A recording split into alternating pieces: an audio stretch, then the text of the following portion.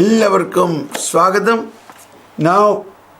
ഇന്ന് നമ്മൾ പഠിക്കാൻ പോകുന്നത് പ്രാർത്ഥനയുടെ മറ്റൊരു വലിയ രഹസ്യമാണ് സ്തുതിയുടെ പ്രാർത്ഥന. ഇപ്പോൾ കഴിഞ്ഞ ദിവസങ്ങളിൽ നമ്മൾ പഠിച്ചത് മധ്യസ്ഥ പ്രാർത്ഥന പഠിച്ചു, കൃതജ്ഞതയുടെ പ്രാർത്ഥന പഠിച്ചു. ഇപ്പോൾ നമ്മൾ പഠിക്കാൻ പോകുന്നത് സ്തുതിയുടെ പ്രാർത്ഥനയാണ്. ഈ സ്തുതിയുടെ പ്രാർത്ഥനയെ നമ്മൾ ഒരുപാട് സ്തുതിക്കുന്നവരാണ്. ഹല്ലേലൂയ ഹല്ലേലൂയ ഹല്ലേലൂയ ഇങ്ങനെ നമ്മൾ ധാരാളം സ്തുതിക്കുന്നവരാണെങ്കിലും സ്തുതിയുടെ പ്രാർത്ഥനയിലും ഒരുപാട് കാര്യങ്ങൾ പഠിക്കാനുണ്ട്.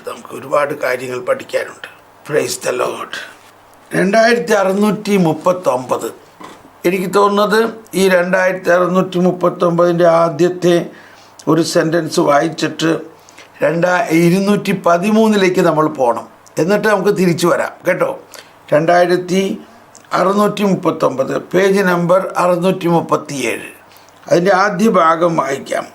അതിനുശേഷം നമ്മൾ അതിൻ്റെ കാതലായ രഹസ്യം കിടക്കുന്നത് 213 അപ്പോൾ ദൈവത്തെ, ഇതാണ് ആദ്യത്തെ വാക്ക് തന്നെ, ദൈവമായി നേരിട്ട് അംഗീകരിക്കുന്ന പ്രാർത്ഥനാരൂപമാണ് സ്തുതിപ്പ്.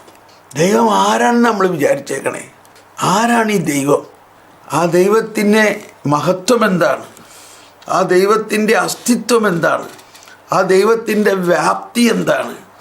അപ്പോൾ നമ്മളുടെ മനുഷ്യ ബുദ്ധിക്ക് അത് അഗ്രാഹ്യമാണ്. ദൈവത്തെ ദൈവമായി നേരിട്ട് അംഗീകരിക്കുന്ന പ്രാർത്ഥനാ രൂപമാണ് സ്തുതിപ്പ്. അത് ദൈവത്തെ അവിടത്തെ പതി മാത്രം പ്രകീർത്തിക്കുന്നു. ദൈവം എന്ത് ചെയ്യുന്നു എന്നതിനപ്പുറം അവിടെ നിന്നാകുന്നു എന്ന കാരണം മുൻനിർത്തിയുള്ള പുകഴ്ത്തലാണ്. അതാണ് അവിടെ നിന്ന് ആരാകുന്നു. അപ്പോൾ നമുക്ക് അതൊന്ന് 2013 അതിനെക്കുറിച്ച് പറഞ്ഞിരിക്കുന്നതിലേക്ക് പോകാം. 2013 ഇതാണ് CCC പഠിക്കുന്നതിൻ്റെ ഒരു രഹസ്യം. അതിൻ്റെ ഒരു പാരഗ്രാഫ് മാത്രം പഠിച്ചാൽ പോരാ, അതിനോട് ചേർന്നുള്ള അതിൻ്റെ ഇണവചനങ്ങൾ എന്ന പോലെ അതിൻ്റെ ഇണ പാരഗ്രാഫ് പഠിക്കണം. എന്താണ് അവിടെ പറയുന്നത്? ഞാനാകുന്നവൻ ആകുന്നു എന്ന അവർണ്ണനീയ നാമത്തിൻ്റെ ആവിഷ്കാരം ആയിരിക്കുന്നവൻ ദൈവം മാത്രമെന്ന സത്യം ഉൾക്കൊള്ളുന്നു. എബ്രായ ഭാഷയിലെ വിശുദ്ധ ലിഖിതങ്ങളുടെ ഗ്രീക്ക് സപ്തതി വിവർത്തനവും പിന്നീട് സഭാപാരമ്പര്യവും ദൈവനാമത്തെ ഈ അർത്ഥത്തിലാണ് മനസ്സിലാക്കിയത്. ഞാനാകുന്നവൻ ആകുന്നു.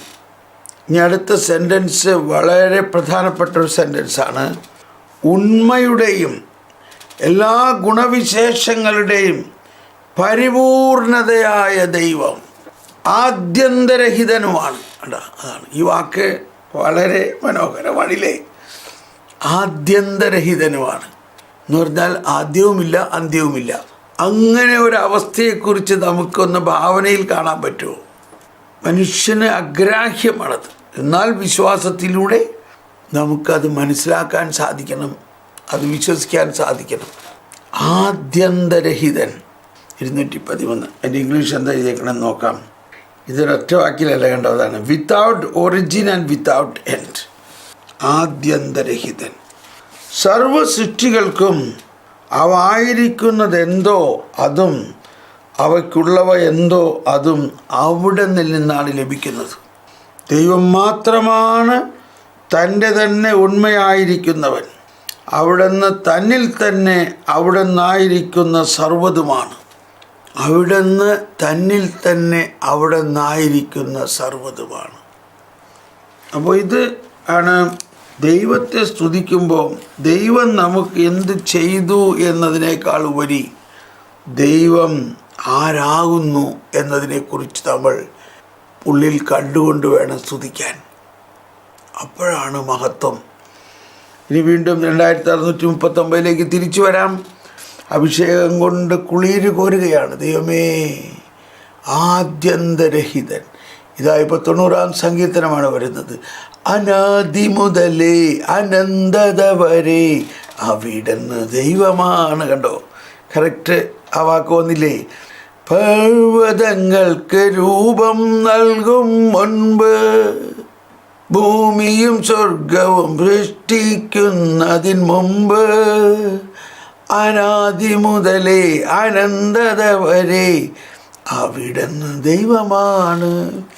അപ്പോൾ സങ്കീർത്തനങ്ങളുടെ പ്രത്യേകത എന്താണ്? അത് സ്തുതിപ്പാണ്. എന്നാൽ ആ സ്തുതിപ്പിനോടൊപ്പം ദൈവത്തിൻ്റെ ഈ അനന്തമായ അസ്തിത്വത്തെ പുകഴ്ത്തിക്കൊണ്ടുള്ള സ്തുതിപ്പാണ് പലതും. അതാണ്. അപ്പോൾ നമ്മൾ സ്തുതിക്കുമ്പോൾ ഹല്ലേലൂയ ഹല്ലേലൂയ ഹല്ലേലൂയ എന്ന് പറഞ്ഞ് ചുമ്മാ അങ്ങ് സ്തുതിച്ചാൽ പോരാ. നമ്മൾ ഹല്ലേലൂയ എന്നുള്ള വാക്കിൻ്റെ തന്നെ അർത്ഥം ഇടയ്ക്കിടയ്ക്കൊന്ന് ചിന്തിക്കണം. ഹല്ലേൽ യാവേ എന്നാണ്. ഹല്ലേൽ യാവേ. യാവേ എന്ന് പറഞ്ഞാൽ ദൈവം, ഹല്ലേൽ എന്ന് പറഞ്ഞ സ്തുതിപ്പ്. ഹല്ലേൽ, praise be to you Yahweh എന്നാണ്. പ്രൈസ് ബി ടു യു, ഹല്ലേൽ. അപ്പോൾ മറ്റൊരു തരത്തിലുള്ളൊരു സ്തുതിപ്പുണ്ട്. ഒരു കൂട്ടർ ഹല്ലേൽ എന്ന് പറയുമ്പോൾ മറ്റൊരു കൂട്ടർ യാവേ എന്ന് പറയുന്നത്. ഹല്ലേൽ യാവേ എന്ന അതിനെ ഷോർട്ടായതാണ് ഹല്ലേലൂയ, ഹല്ലേൽ യാവേ. ലോകത്തിൽ എത്രത്തോളം ഭാഷകളുണ്ടോ, സകല ഭാഷയിലും ഇതിന് വേറൊരു ട്രാൻസ്ലേഷൻ ഇല്ല. മാത്രമല്ല അതിന് ഒരു ആയിരക്കണക്കിനുള്ള രീതിയിൽ അത് പാടുന്നു. അനാദി മുതലേ അനന്തത വരെ ആയിരിക്കുന്ന ആ ദൈവത്തെ മനസ്സിൽ കണ്ടുകൊണ്ട് വേണം ഹല്ലേലൂയ പറയാൻ, ഹല്ലേലൂയ പാടാൻ. അതുകൊണ്ടാണ് ഉയർത്തെഴുന്നേറ്റ ദൈവത്തിലാണ് അത് ഏറ്റവും വലിയ ഒരവസ്ഥയിൽ എത്തിച്ചേരുന്നത്. അതുകൊണ്ടാണ് ഗ്രേറ്റ് ഹല്ലേലൂയ എന്ന് പറയുന്നത്. ഏറ്റവും വലിയ സ്തുതിപ്പ് ഉയർത്തെഴുന്നേറ്റ രാത്രിയിലുള്ള സ്തുതിപ്പാണ്. നമ്മുടെ മനസ്സും ശരീരവും ആത്മാവും മുഴുവനും എടുത്ത് ദൈവത്തെ സ്തുതിക്കണം.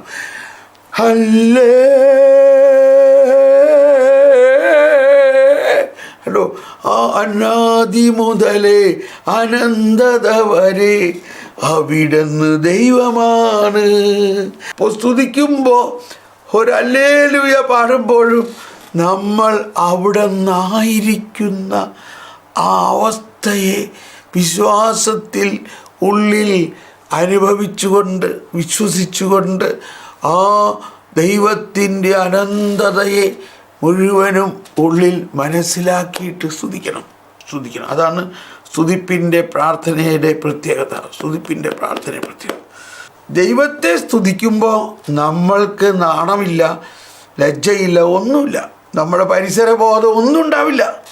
ഇതെല്ലാം ഞാൻ പറയണത്, പലരും പറയുന്നുണ്ട്, ബ്രദറെ എനിക്കൊരു ദൈവാനുഭവമില്ല, എനിക്ക് കർത്താവൊന്നും ചെയ്യണില്ല. പക്ഷെ ഇതിൻ്റെ എല്ലാത്തിൻ്റെയും ഒരു മൂല കാരണം ദൈവത്തെ ആയിരിക്കുന്ന അവസ്ഥയിൽ നമ്മൾ അറിയണം. ആരാണ് ഈ ദൈവം? ഇത് ഞാനിപ്പോൾ പല പ്രാവശ്യം പറഞ്ഞു കഴിഞ്ഞാൽ നമ്മൾ ഈശോയെക്കുറിച്ച് നമ്മൾ ചിന്തിക്കുമ്പോൾ തന്നെ നമ്മൾ സാധാരണ ഈശോയെക്കുറിച്ച് മനസ്സിലാക്കുന്നത് ഈ മനുഷ്യനാവര്യത്തിൽ നിന്ന് പിറന്ന് അന്ന് മുതലുള്ളൊരു ഈശോയെക്കുറിച്ചാണ് നമ്മൾ ചിന്തിക്കുന്നത്. അങ്ങനെയല്ല ചിന്തിക്കേണ്ടത്. ഈശോയെക്കുറിച്ച് ചിന്തിക്കേണ്ടത് അനാദി മുതലേ അനന്തത വരെ അവിടുന്ന് ദൈവമാണ്. കേട്ടോ, ഒരിക്കൽ കൂടി അതിന് അടിവരയിടാണ്. വിശ്വാസത്തിൻ്റെ പ്രഖ്യാപനത്തിൻ്റെ ഒരു രഹസ്യം സ്തുതിപ്പാണ്. നമുക്കറിയാം ദാവീദ് രാജാവിനെ കുറിച്ച് കേട്ടിട്ടുള്ളത്, ദാവീദ് സങ്കീർത്തനങ്ങൾ പാടി തുള്ളിച്ചാടി സ്തുതിച്ചിരുന്നു എന്നുള്ളത്. അപ്പോൾ തുള്ളിച്ചാടി ദാവീദ് സ്തുതിക്കണത്, ദാവീദ് വിജയിച്ചു യുദ്ധത്തിൽ, എന്നാൽ ദാവീദ് ഒരിക്കലും ഞാനാണ് വിജയിച്ചതെന്ന് പറയാറില്ല. എൻ്റെ ദൈവം വിജയിപ്പിച്ചു. അപ്പോൾ നമ്മളുടെ ജീവിതത്തിൽ നമ്മളെല്ലാ ദിവസവും കുറച്ച് സമയം സ്തുതിക്കണം. അത് വ്യക്തിപരമായി തന്നെ നിങ്ങൾ സ്തുതിക്കണം. ഞാനത് പറയണത് ശരിക്കും എൻ്റെ ജീവിതത്തിലെ ഒരു പ്രധാന രഹസ്യമാണിത്. ഞാൻ എല്ലാ ദിവസവും കുറേ സമയം ഏറ്റവും ഉച്ചയിലും സ്തുതിക്കും. അതേസമയം ഏറ്റവും മൗനമായിട്ട് ആന്തരികമായ ലയനത്തിൽ പ്രാർത്ഥിക്കുകയും ചെയ്യും. അതൊക്കെ നമുക്ക് പഠിക്കാനുണ്ട്. അപ്പോൾ നമ്മൾ സ്തുതിക്കുമ്പോൾ മനസ്സിലാക്കേണ്ട പ്രധാന രഹസ്യം ഇവിടെ എഴുതിയിരിക്കുന്നത് പറയുകയാണ്, ദൈവത്തെ ദൈവമായി നേരിട്ട് അംഗീകരിക്കുന്ന പ്രാർത്ഥനാരൂപമാണ് സ്തുതിപ്പ്. എന്നാലോചിച്ച് നോക്കി. അപ്പോൾ നമുക്കങ്ങ് ഭയങ്കര കണക്ഷനാണ്. കറണ്ട് അടിക്കണമായിരുത്ത അനുഭവമായിരിക്കും. അഭിഷേകം കൊണ്ടങ്ങ് നിറയും. ദൈവം നമ്മളിൽ തന്നെ ഉണ്ട് താനും. ഈ അനാദി മുതലേ അനന്തത വരെ ആയിരിക്കുന്ന ദൈവം ആയിരിക്കുന്നവനും ആരാനിരിക്കുന്നവനും ആൽഫായും ഒമേഗായുമാണ്, ഒന്നാമനും ഒടുവിലത്തേതുമാണ്, ആദിയും അന്തവുമായ ദൈവം എവിടെയാ? ആകാശത്തിന് മുകളിലൊന്നുമല്ല, നമ്മുടെ ഉള്ളിൽ തന്നെ ഉണ്ട്. അപ്പം ആ ബോധ്യത്തോടെ നമ്മളങ്ങ് സ്തുതിക്കുമ്പോൾ ഉണ്ടാകുന്ന അനുഭവം, ദൈവാനുഭവം എന്ന് പറയുന്നത് അണപൊട്ടി ഒഴുകണം. അണപൊട്ടി ഒഴുകുക എന്ന് പറഞ്ഞാൽ ഈ ഇടുക്കി ഡാമങ്ങ് തുറക്കുകയാണെങ്കിൽ എന്തായിരിക്കും അവസ്ഥ? അതുപോലത്തെ ആർക്കും തടുക്കാൻ പറ്റാത്ത ഭയങ്കര ഒരു വെള്ളച്ചാട്ടമാണത്. ഭയങ്കര ഒരു വെള്ളച്ചാട്ടം. വേണമെങ്കിൽ ഒന്ന് നോക്കിക്കോ ഒരു കൈ. കട അടച്ചിട്ട് വരെ ആരും വേണ്ട. അങ്ങ് കർത്താവേ, നീ അനന്ത നന്മ സ്വരൂപനാണ്, നീ സർവാധിപനാണ്. അതൊക്കെ അതിൻ്റെ ഇടയ്ക്ക് പറഞ്ഞുകൊണ്ട് അങ്ങ് സ്തുതിക്ക്. അപ്പോൾ മനസ്സിലായി. അപ്പോൾ ശരിക്ക് നമ്മുടെ സകല പ്രശ്നങ്ങൾക്കുള്ള പരിഹാരമാണത്. നമ്മുടെ പ്രശ്നം, ഞാനതാണ് പറയാൻ വന്നത്, നമുക്ക് ഇന്നും പ്രശ്നങ്ങളുണ്ടെങ്കിൽ, നമുക്ക് ഭയാനകമായ പ്രശ്നങ്ങളുണ്ടെങ്കിൽ അതിൻ്റെ ഒരു കാരണം നമ്മൾ ദൈവത്തെ മഹത്വപ്പെടുത്തുന്നില്ല. ദൈവത്തെ ആയിരിക്കുന്ന അവസ്ഥയെ മനസ്സിലാക്കുന്നില്ല. ആയിരിക്കുന്നവനും ആയിരുന്നവനും വരാനിരിക്കുന്നവനും സർവശക്തനുമായ കർത്താവായ ദൈവം അരുളി ചെയ്യുന്നു, ഞാൻ ആദിയും അന്തവുമാണ്. ആദിയും അന്തവും എന്ന് പറയുമ്പോൾ ഉത്ഭവമില്ലാത്തവനും അന്ത്യമില്ലാത്തവൻ അന്തവുമാണെന്നാണ് പറഞ്ഞത്. അന്തമെന്ന് പറഞ്ഞാൽ അന്ത്യമില്ലാത്തവൻ. അപ്പം ഇവിടെ ദൈവത്തെ ദൈവമായി നേരിട്ട് അംഗീകരിക്കുന്ന പ്രാർത്ഥനാരൂപമാണ് സ്തുതിപ്പ്.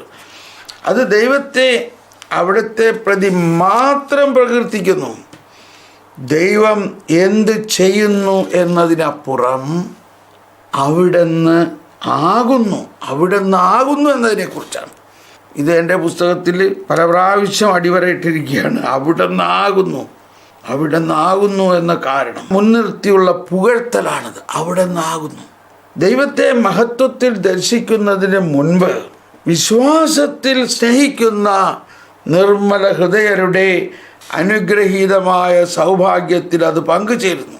ദൈവത്തെ മഹത്വത്തിൽ ദർശിക്കുന്നതിന് മുൻപ് വിശ്വാസത്തിൽ സ്നേഹിക്കുന്ന നിർമ്മല ഹൃദയരുടെ, അതാണ് നമ്മൾ വിശ്വാസം എന്ന് പറയുമ്പോൾ പെട്ടെന്ന് നമുക്ക് വരാറുള്ള ഒന്ന് എബ്രായർ 11 വിശ്വാസം എന്നത് കാണപ്പെടാത്തവ ഉണ്ട് എന്ന ബോധ്യമാണ്. എബ്രായർ 11:1 നിന്നാ പോരാന്നാ പറയാനുള്ളത്. വിശ്വാസം എന്നത് പ്രത്യാശിക്കുന്നവ ലഭിക്കുമെന്ന് ഉറപ്പ് കാണപ്പെടുന്നുണ്ടോ എന്നുള്ള ബോധ്യം, ഇത് നമുക്കറിയാം. എന്നാൽ ഈ അധ്യായത്തിൻ്റെ അവസാനം എഴുതിയിരിക്കുന്ന ഒരു രഹസ്യമുണ്ട്. അതാണ് അതിന് അവസാനം വരെ വായിച്ചാലല്ലേ നമ്മൾ ഇതിൻ്റെ കുറച്ച് വായിച്ചിട്ട് ഉടനെ മുന്നോട്ട് പോവുകയാണ്. ഈ അധ്യായത്തിൻ്റെ അവസാനം അതിൻ്റെ അവസാനം പറയുന്നൊരു കാര്യമുണ്ട്. 32-ാമത്തെ ഒരു വചനം കൂടി ഒന്ന് വായിക്കാം. 32-ാമത്തെ വചനത്തിൽ പറയുന്നത്, കൂടുതലായി എന്താണ് ഞാൻ പറയേണ്ടത്? ഗദയോൻ, ബാറാക്ക്, സാംസൺ, ഗഹദ, ദാവീദ്, സാവോൽ, ഇവരെക്കുറിച്ച് പ്രവാചകന്മാരെക്കുറിച്ച് പ്രതിപാദിക്കാൻ സമയം പോരാ. കണ്ടോ, ഇതെല്ലാം കഴിഞ്ഞു. ഇതെല്ലാം കഴിഞ്ഞു. അബ്രാഹത്തിൽ ആരംഭിച്ചു. അത് കഴിഞ്ഞ് ഈ പഴയ നിയമത്തിലെ സകല പ്രവാചകന്മാരെക്കുറിച്ചും പറഞ്ഞു. ശ്രദ്ധിക്കണം, വളരെ ശ്രദ്ധിക്കണം. എല്ലാവരും പേ അറ്റൻഷൻ, വളരെ ശ്രദ്ധിക്കണേ. അത് കഴിഞ്ഞിട്ട് 39-ാമത്തെ വചനത്തിൽ പറയാണ്, വിശ്വാസം മൂലം ഇവരെല്ലാം അംഗീകാരം പ്രാപിച്ചെങ്കിലും വാഗ്ദാനം ചെയ്യപ്പെട്ടത് പ്രാപിച്ചില്ല. ഇത് മുഴുവനും പറഞ്ഞിട്ട് പറയാണേ, ഇവരെല്ലാം അംഗീകാരം പ്രാപിച്ചെങ്കിലും എന്തോ കിട്ടിയില്ല. എന്ത് കിട്ടിയില്ല? വാഗ്ദാനം ചെയ്യപ്പെട്ടത് പ്രാപിച്ചില്ല. അബ്രാഹത്തിനോട് വാഗ്ദാനം ചെയ്തു, പക്ഷെ ആ വാഗ്ദാനം ആർക്കാ കിട്ടണേ? ഇവരെല്ലാവർക്കും കിട്ടിയില്ല. എന്താ അതിൻ്റെ അർത്ഥം? അതാണ് ദൈവത്തെ അറിയണം എന്ന് പറയുന്നതിൻ്റെ അർത്ഥം. അതാണ് ഫരിസേയരും നിയമജ്ഞരും അബ്രാഹം മോശ എന്ന് പറഞ്ഞുകൊണ്ടിരിക്കുകയാണ്. അപ്പോഴാണ് കർത്താവ് പറയുന്നത്, ഞാൻ അബ്രാഹത്തിന് മുമ്പേ ഉണ്ട് എന്ന് പറയുന്നത്. അപ്പം അവർ കല്ലെറിയാനെടുത്തു. അപ്പോൾ അബ്രാഹമല്ല ദൈവം. അബ്രാഹത്തെ സ്നേഹിക്കുന്നവൻ അബ്രാഹമായി മാറില്ല. അബ്രാഹത്തിൽ വിശ്വസിക്കുന്നവൻ മറ്റൊരു അബ്രാഹമാവില്ല. എന്താണ് അവിടെ എന്നിട്ട് പറഞ്ഞിരിക്കുന്നത്? കാരണം നമ്മെ കൂടാതെ അവർ പരിപൂർണരാക്കപ്പെടരുത് എന്ന് കണ്ട് ദൈവം നമുക്കായി കുറെ കൂടി ശ്രേഷ്ഠമായവ നേരത്തെ കണ്ടുവച്ചിരുന്നു. നമ്മെ കൂടാതെ അവർ പരിപൂർണരാവരുത് എന്ന് കണ്ട് ദൈവം നമുക്കായി കുറെ കൂടി ശ്രേഷ്ഠമായത് നേരത്തെ കണ്ടുവച്ചിരിക്കുന്നു. അപ്പോൾ ഈ എബ്രായർ 11 നിൽക്കരുത്. എന്നിട്ട് അടുത്ത 2 വചനത്തിൽ നോക്കണം കേട്ടോ. 12 രണ്ടാമത്തെ വചനം പറയാണ്. 12 ഒന്നും കൂടി വായിക്കാം. നമുക്ക് ചുറ്റും സാക്ഷികളുടെ വലിയ സമൂഹമുള്ളതിനാൽ നമ്മെ വിഷമിപ്പിക്കുന്ന ഭാരവും പാപവും നമുക്ക് നീക്കിക്കളയാം. നമുക്കായി നിശ്ചയിക്കുന്ന ഒരു ഓട്ടപ്പന്തയം സ്ഥിരോത്സാഹത്തോടെ നമുക്ക് ഓടിത്തീർക്കാം. അടുത്ത് പറയുന്ന 2ാമത്തെ വചനമാണ്. 2ാമത്തെ വചനം, നമ്മുടെ വിശ്വാസത്തിൻ്റെ നാഥനും അതിനെ പൂർണ്ണതയിലെത്തിക്കുന്നവനുമായ യേശുവിനെ മുന്നിൽ കണ്ടുകൊണ്ട് വേണം നാം ഓടാൻ. Praise the Lord. അതാണ് ക്രിസ്ത്യാനി. അപ്പോൾ ഈ പഴയ നിയമത്തിൽ എല്ലാവരുടെയും വിശ്വാസത്തെക്കുറിച്ച് പ്രകീർത്തിച്ചു. നല്ല കാര്യം. അതിനുശേഷം പറയാണ്, ഇവരെല്ലാം അംഗീകാരം ലഭിച്ചെങ്കിലും വാഗ്ദാനം ചെയ്യപ്പെട്ടത് കിട്ടിയില്ല അവർക്ക്. വാഗ്ദാനം ചെയ്യപ്പെട്ടത് കിട്ടുന്നത് ആരിലൂടെയാണ്?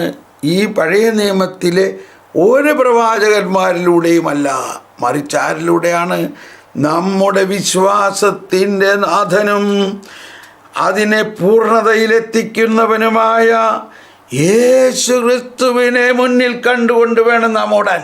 അവൻ തനിക്കുണ്ടായിരുന്ന സന്തോഷം ഉപേക്ഷിച്ച് അപമാനം വകവയ്ക്കാതെ കുരിശ് ക്ഷമയോടെ സ്വീകരിച്ച് ദൈവസിംഹാസനത്തിൻ്റെ വലതുഭാഗത്ത് അവൻ അവരോധിക്കപ്പെടുകയും ചെയ്തു.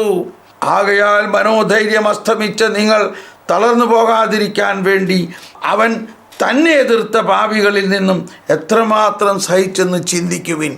അതെല്ലാം സഹിച്ചത് എന്തിനു വേണ്ടിയാണ്? നമുക്ക് വേണ്ടിയാണ്. അവൻ ഇന്ന് എവിടെയാണ്? അവൻ ഇന്ന് നമ്മളിലുണ്ട്. ആ യേശുവിൽ ഈ ദൈവത്വത്തിൻ്റെ പൂർണ്ണത മുഴുവനും നിറഞ്ഞിരിക്കുന്നു എന്ന് മനസ്സിലാക്കണം. ദൈവത്തിൻ്റെ പൂർണ്ണത മുഴുവനും അവനിൽ നിറഞ്ഞിരിക്കുന്നു.